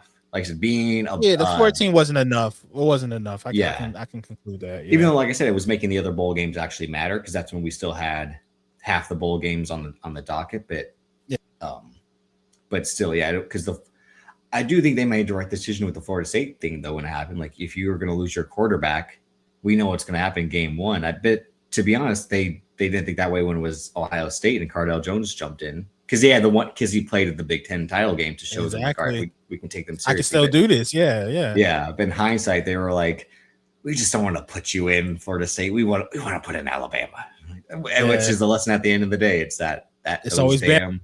It's always the South. Forrest Gump, all of it. Forrest Gump University, yeah. But no, like I said, to do realignment, I think you got to take it back to how it used to be. You got to make the states feel superior than each other. You know, you got to make it like to say, like, it's always bothered me that Georgia Tech's an ACC school and Miami's an ACC school. Like, you just don't want to compete against Florida, Miami. You don't want, and you know, and then you don't want to face LSU, Miami. You want to face the teams on the other half of the coast instead of the real Southern schools. Like, it's that part like a workaround. Yeah, it's that part that's always irritated me, the way things have been that way, or like the rivalry between like Texas and Texas A&M was canceled for a number of years, and then they brought it back. It's like, the teams in Texas should face each other. All the teams in Texas should face each other. Yeah. But the NCAA my issue has always been like this affects basketball so much. Like, just the football alignment. It's just how much so much, because you care much more about college basketball, right? Yeah, man. It's like it killed the Big East essentially. The Big East killed because of this whole thing. Well, it just hurt so much. I think it's what's going to turn into is that football is going to have its own governing body when it comes to college athletics. Yeah. So they might want to revert things to how they used to be. And that since football is just so powerful, you have to treat it like it's something like a different entity on its own. Yeah. Or what I would really want is the emergence of new conferences. Like, we haven't had that in ever. Yeah. You know what I mean? Because like you said, like going to St. John's, obviously that means something for basketball, but since they don't have football, like what would be the point of having a Big East football team conference with Syracuse and Connecticut? Shit in there? Yeah, because Connecticut is an independent as well. Them and Notre Dame are the only independent. So you would think like, Connecticut should just be in the ACC, especially this year since they had a winning record. Yeah, with Jim Mora. But you can't do that basketball wise because like they're synonymous with the Big East. You would get Connecticut would have a tougher schedule with Duke, North Carolina, and that's what I mean. So at some point you just have to say, because with Notre Dame, they already are doing this because they allow Notre Dame football to compete and Notre Dame hockey to compete in the Big Ten. Notre Dame basketball is in the ACC. ACC, yeah. And then Notre Dame lacrosse in the ACC too. So like they already do that. And I think the NCAA sees what Notre Dame has done and low key wants them to do it with a more official look to it of like creating your own schedule. Yeah. So it almost seems like what Notre Dame is doing is pissing the NCAA off, but also at the same time, like It's inspiring. You're speaking out about what we want to try to do, which is let's have Texas and Michigan face off in the regular season. Let's have LSU and USC face off in the regular season. Like they still want those, like I said, mega matchups in week 1 to get all the Dr. Pepper dollars and get all the Nissan dollars and all the eyes on them. So that way, over the course of the regular season, it's just about boosting the playoff resume. I think that's what we'll turn into, is that Notre Dame has to be the martyr of like building your own schedule, creating your own rivalries, but at the same point, being like non-committal. Yeah, to anything in particular. It's such a balancing act, man. And I don't envy whoever really has to come up with this shit. It's not, because it's not easy. Well, remember when they were like Arch Manning? He's going to be the one to oversee the playoffs, and like for some reason, why do we treat Arch Manning with such dignity? As a player, he was mid, right? Like exactly. He's only known for his genetics. Let's be real, bro. I was about to say, it's like in another Ricky Bobby quote. Just because you got a hot daughter, just because you gave birth to a hot daughter, I gotta take care of you. Like that's Arch Manning with, because Peyton and Eli, yeah. I mean, Archie Manning just like come on, like Archie, like are you gonna be the grand soothsayer? Remember when they were trying to do that with Phil Jackson in the Knicks? Like, yeah. He's not gonna coach the team. He's not gonna coach the team. He's gonna oversee the whole operation. Because our Arch Man is just Tywin Lannister. Like he just running shit from the shadows. Yeah, because even wasn't the whole point of Tywin Lannister is like he wasn't a soldier. Nope. He just kind of had money. Wasn't the whole point of like Casterly Rock, the place no one wanted to live. Yep. So that's why he was the king. He on the king what to do, like all kind of shit. Yeah. This is the ultimate game. That's why Game of Zones, even though that was basketball, but yeah, that's why it made much more sense. Yeah. Gridiron Heights. It's funny. Real college football seems like Gridiron Heights. More so, yeah. Yeah, when you think about it. Yep. But like I said, maybe it might be just a brief episode, but I want to show you breakdown state by state, conference by conference of how I'm with it, bro. We should actually have the realignment. Take it back to the old days. USC, Stanford, East California. They need to be take them back to where they belong. Get them out of the Big Ten and the ACC. And first things first. Pac-10, Pac-12, whatever. It's happening. Put Texas back in the Big 12. Yeah. Put Oklahoma. Oklahoma too. Yeah. Yep, all of it. I got it. Because it's what I did for one of my dynasties in NCAA football. Was I'm like, let me make these conferences see how it would look on paper. I'm like, I think I did a good job over here. I think I'm cooking with something. Yeah, I got something here. Yeah, because when I do it on mine, I'm like, oh, these conferences as is just. I hate looking at why is this school here? Like, again, like they killed the Western Athletic Conference just to make the Mountain West even more worse. Like, oh my god, bro, why is Syracuse playing Stanford, bro? Like, come on, man. It's and I have to watch when they have Stanford face Kai Anthony in basketball. That's the only college basketball team I've been interested in watching this year is Syracuse, to see young Anthony, as I call him. Yeah, somewhat balled out. Yeah, he's doing his thing as a freshman. He's not a bum. He's no Bronny. No, I think he started out strong, and now he's kind of feeling like, all right, this is tougher competition, and he's got to fit in with the team that the coach already has in place. But I said this with Banks. I think he should be the one to stay and realize it'd be smarter to stay and actually develop, as opposed to jumping after my freshman year. So, oh my God, Micah Parsons is towards ACL. Crazy. The karma. It's full circle. Damn. Jerry Jones. Never bet against Jerry Jones. He's always right somehow. He always knows dark magic on him. Yeah. It was funny that the first game ends in a tie. That was the ultimate like neutral good, neutral chaos, neutral evil. Like that was that game to a T of like, there's no winner, there's no loser. This is what y'all deserve, a tie. That's it. Because Parsons talks all that shit. Jerry Jones talks all that shit, and this is what they get. But exactly. Mahomes and Michael Parsons tear their ACLs on the same day. Pat Mahomes. It's over. Kelsey, go home, be a family man. Exactly. And he already wanted to. You can tell he's like, he was done. He checked out 2 years ago. Go podcast with your loser brother, you fat piece of shit. Like go sell your cereal. And your podcast, New Heights. That show was so bland, bro. I haven't watched the. To me, that's we could also do a whole episode about just don't Athlete trust white people. podcast. No, athlete podcasts are all, but don't trust white people, Oh, especially okay. White people get forced into positions that they shouldn't be in. Yeah, Like, why should I care about what Jason Kelsey says? He's a center. All right. exactly. He's a center who married a woman off of Tinder. Okay. Big whoop. That's America. Hey, I'm about to say this generation is like 90% of couples at this point. Yeah. Like, you're not special. All right. Yeah. You look like every average guy in Ohio. They met on online dating app. Like, oh yeah, who kind of has it? Yeah. You know what I mean? Who hasn't? Yeah. We all meet online. It's the way white people get put on a pedestal for the easiest things. Yeah. It just It's irritates insane. me. That's why I'm the first one to rally against anyone successful white. Like the whole Tommy Richmond thing. I'm like, we all know what's gonna happen.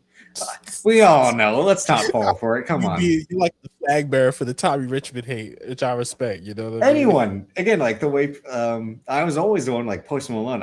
Don't trust this guy. Don't. And look at him now. Yeah. And his Levi jeans and his Bud Light. What's he saying? At the CMT Sketchy Music Awards. Yeah. And shit. Yeah. Again, it's as a white man, I know how to read white people, and I don't trust them. You're like a fucking safety for white people, just reading the I defense. am. Yeah. I'm Eric Weddle. I'm looking at I got the taped up fingers. Like no. We gotta do Your white Ed Reed just watching the whiteness. I'm trying to think what my number one was, where I'm like, oh, I know this guy's playbook. I know this guy to a T. It played out, but it's the same. Like I scouted Austin Butler right away. I'm like, Austin Butler. Anyone who's ever watched television for the last 10 years has seen Austin Butler. He's not special. He was on CW shows and then TV shows. Like, okay, and everyone's like, Oscar nominee. I'm like, for what? Guy's next. I'm like, for doing like that's it. They like, that's all continuing to do it way after the movie's been done. Yeah, that's why I think still kind of has it too. He still kind of. I don't think and because this is all white on, I don't think Timothée Chalamet is fed stuff, but because he seems too genuine for a guy close to our age that all this stuff would be his interest. I don't think he's like say this about ECW One Night Stands 2006. Say this about the NBA. I think he's genuine in his demeanor, like and how he dresses and all. I think Timothée Chalamet, because he's about to turn 30, he's the kid who grew up with YouTube and the internet and the era of like you watch anime, you watch sports, you watch wrestling, you watch movies. So I think he's probably the most genuine out of all of them. Well, with Timothy, I always tell people he's just a white guy from New York. If you ever met a white guy from New York, that's just how they act, bro. So it's like, yeah, it's nothing shocking to me, man. Shout to Timmy Tim. I was there once again. I was there when the base guy blessed him. I was in the building, I was in the room. And it goes back to early because I think he was one of the first people to shout out Cardi B on the red carpet when she was just starting to blow up as a with the first album. He was like, because he's like the Bronx, Cardi B, like in the end, everyone's like, what the hell's this guy? What's this kid talking about? And then boom, look at her now. Yeah, he's white Ray J, bro. He's like the nexus point of everything. All right, let's not give Ray J too much credit. He's white Ray J, bro. I know Vince Staples broke it down for us about how essential Ray J is, but let's not give Ray J too much credit on stuff. What the MCU say? He's a nexus being, bro. Because at the end, he said these glasses won't break. He said, "Are you sure about that?" I can't take a man who will lie that blatantly. I can't take you serious on something that could be proven so easily, you know. I'd rather Sharon Moore say, "I still love my wife after all this," than I would trust Ray J selling me any type of product. You got to have the Kobe press conference with the ring, bro. If you're gonna do it. Oh. Love my wife. Sharon Moore. I don't want to say you have my sympathies, but I'm gonna say, hey. That's a guy in a tough spot. You know what I mean? That's why when Del Curry divorced his wife, the next thing he was seen with was like a 30-year-old. It's like, hey, these guys know, like, just get a divorce. Just do it. Just do it, bro. Yeah. Or I always say, like, why is it always the young employee? Just get a professional, bro. You have the money, bro. Just go to the source. Well, how do you write that off? Right, with the cash, because you have to use cash. So they're like, where's this $4,000 allotment to? But you got so much money, bro. You could, Well, all right. Here's it, because I feel there's services. No, but like the idea of a strip club was the point of this, right?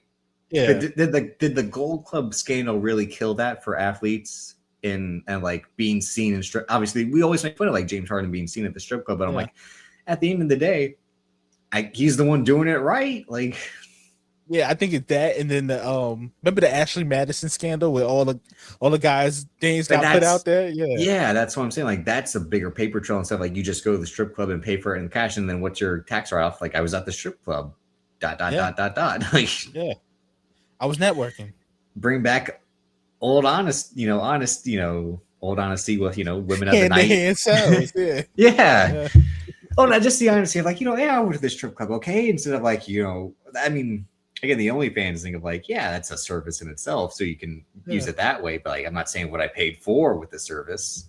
Yeah, you got to take it back to the essence. You got to take it back to the essence. Ray J in Tampa, that's funny. Yeah, him and Chris Jericho.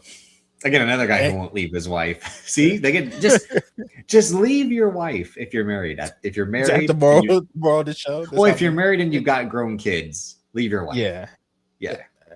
But on that note, man, I appreciate you, man. Hey, man, Black Variant on everything. Black Variant RNC on everything, man.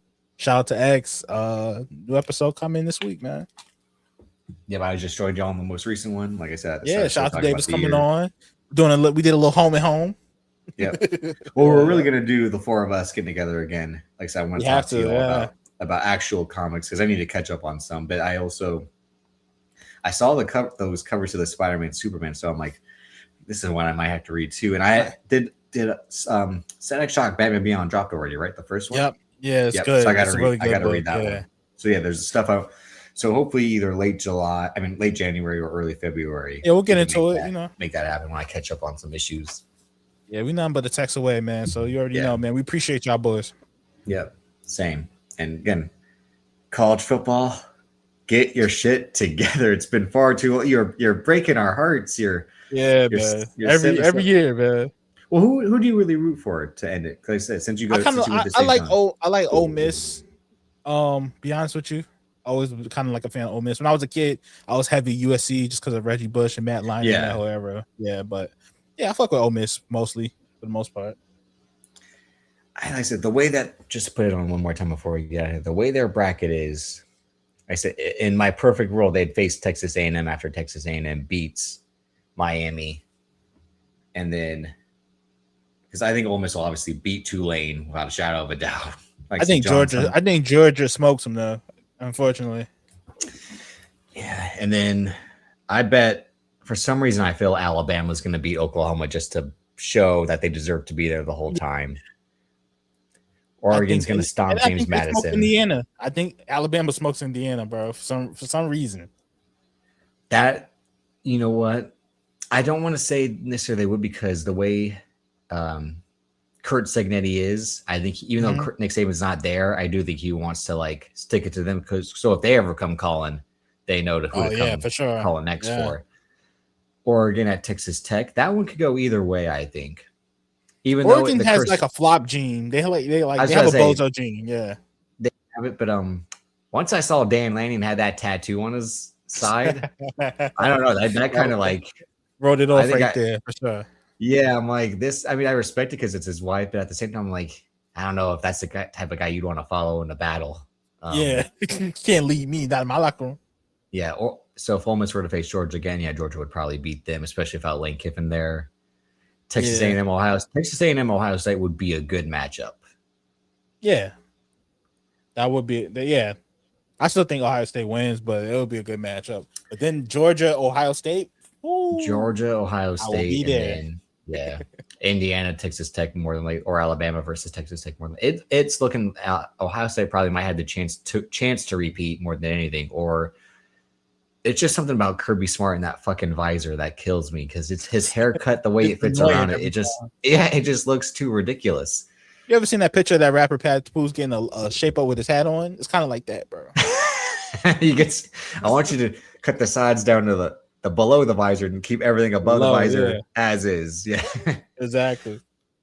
But no, I think I was kind of tuning in somewhat since Notre Dame were in the playoffs last year, but the way that the rest of the that bracket looked last year with Dylan Gabriel in Oregon, like you said, the flop gene, everyone was kind of writing Ohio State off because they had just lost to that aforementioned Sharon Moore Michigan team. So yeah, it might be more wide open than last year's was. Just and who knows? Maybe Miami's motivated to like stop fucking up and like shut everyone up. Who knows? Carson Beck is the one who has the most to prove, I think, out of everyone because he was getting paid what, $6 to $7 million. Yeah, and also him saying I don't watch football. I still think that lingers on people's minds. No, as a guy who likes Brooks Koepka, the golfer, Brooks Koepka was the one guy who he was becoming like the CM Punk of golf for a while, where he was saying like, I think golf is boring. When I'm at home, I don't watch golf, and that was because he was winning major after major. Right. So I think it kind of works to think, and he was saying it from like, it's my job. Why would I want to watch my job? So I think that kind of works for. I mean, if he's saying like, if he were to say I don't watch film, or just, I'd be like, whoa, okay, what's going on here, cowboy? You just go out there and then see shit. But yeah, Jamarcus Russell shit, yeah. But Carson Beck was saying like, but yeah, as a man though, what do you spend your Sundays doing? Yeah, like you have to have a team at least. Do you watch their games? That is kind of weird. But when the Cavender sister said he had no friends, I'm like, hey, some of us guys kind of have some trouble with the male bonding, but hey, leave the man be. I'd say his tattoos piss me off more than anything. But as a guy with tattoos, I can say that. Yeah, it's fair. It's fair. So, like Van said, make sure you check out Black Variant, Apple Podcasts, Spotify, all that, Patreon. Yep, because that's where you guys got Secret Files. Yeah, classic Secret Files. Yeah, all kind of watch alongs and stuff. The most legendary Secret Files is that one that Banks always references, the one with Big Team. Shout out to Big Tim. Oh yeah. 3 of the X versus 10 feud. You know what I'm saying? And make sure y'all are subscribed to Banks versus Davis. If you're new, we appreciate it. Like, recommend, comment, all of that. We're on our march to 500 subscribers. Hopefully we get that soon. Like I said, we just did the commentary track last night.